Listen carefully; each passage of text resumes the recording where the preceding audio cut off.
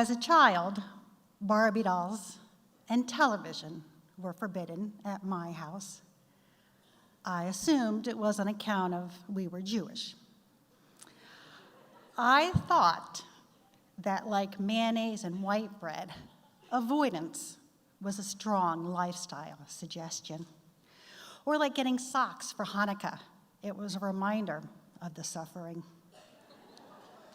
But most importantly, in 1979, we were the only Jewish family living in Okemah, Oklahoma. And all my friends had Barbie dolls and TV. One day in second grade, my teacher, Miss Palmer, organized our entire class by race. Native Americans on one side of the room, Caucasians on the other. And because it was the 70s in Oklahoma, nobody had any problem with this, except for me. I didn't know what side of the room I belonged on. I knew I wasn't Native American because my parents had never mentioned it.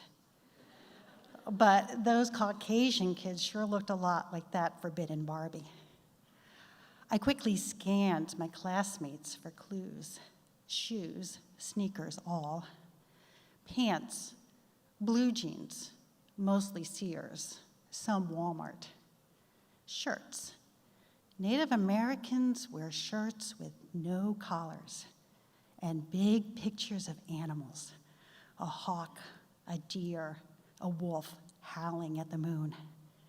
Caucasians wear shirts with collars and little pictures of animals, a crocodile, a penguin, a polo player riding a pony. Well, I knew that Mr. Ralph Lauren was Jewish. So I started to walk towards the white side of the room when Miss Palmer intercepted me and gently steered me towards the Indian side. Well, I'm a rule-following kid, so I don't object.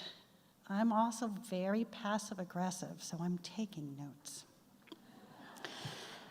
Miss Palmer invites the white kids to take a seat in the first row, and she tells the rest of us to sit in the back of the room and fill out the tribal enrollment card on our desk.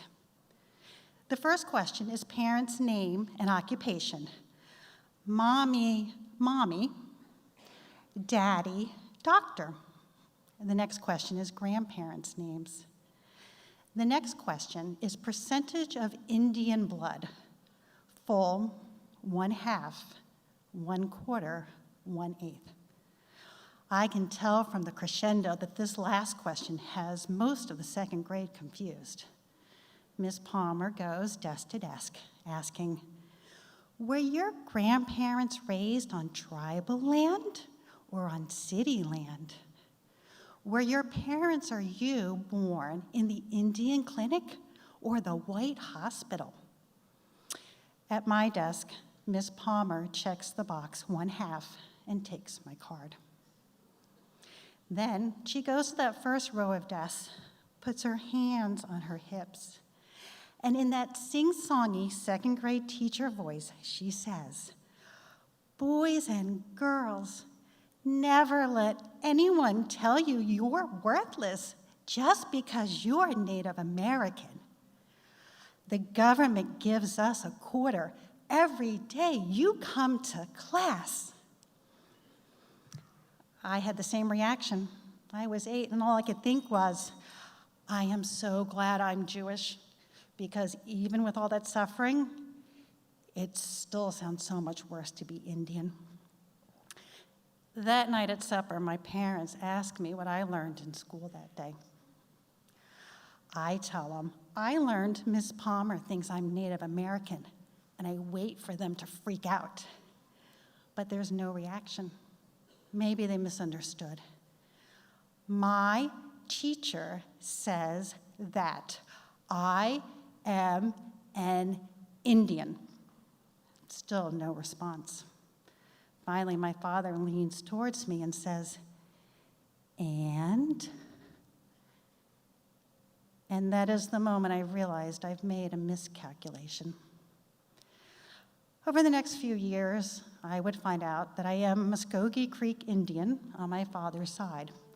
And the reason he never mentioned it was because in second grade, he was made to feel worthless. And he didn't go over that shame until after he graduated from Harvard Medical School. But to answer my parents' question, what did I learn at school that day?